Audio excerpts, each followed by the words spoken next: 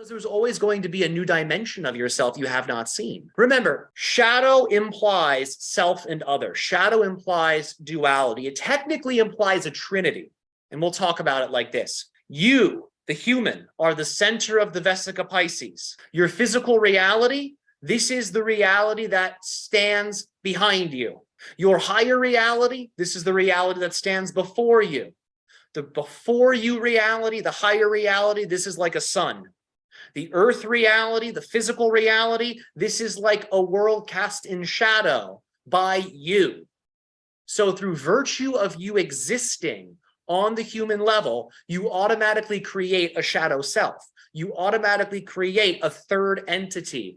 This third entity is caused by your consciousness incarnating here. So your higher spirit is the sun, the higher self. The middle you, this is the you experience as yourself as in the physical reality. And as a result of the interaction of those two things, a third self, a shadow self, is created.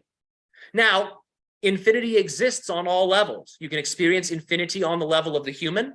You can experience infinity on the level of the shadow. You can experience infinity on the level of the sun, the higher spirit.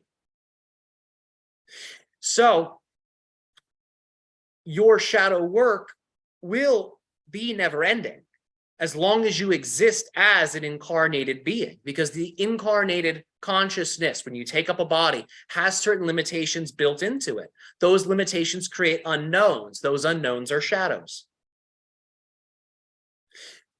So there will always be some dimension of unknown. There will always be something hidden in the shadows.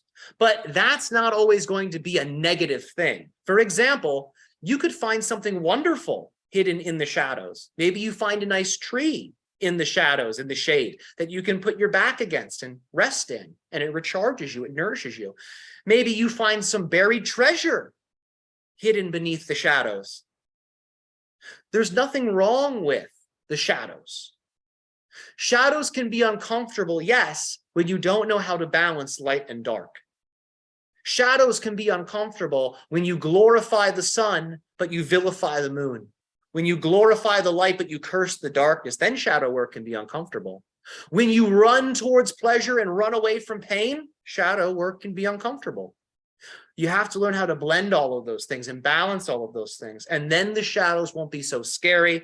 Then the shadows won't be painful in the same way. There might be a pain connected to them, but it's not like you'll stay in the pain.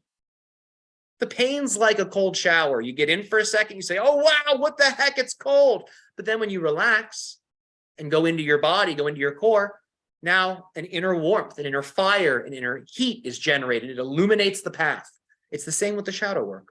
So there will always be some dimension of shadow. It's a part of you existing as a trinity and incarnating into the physical reality.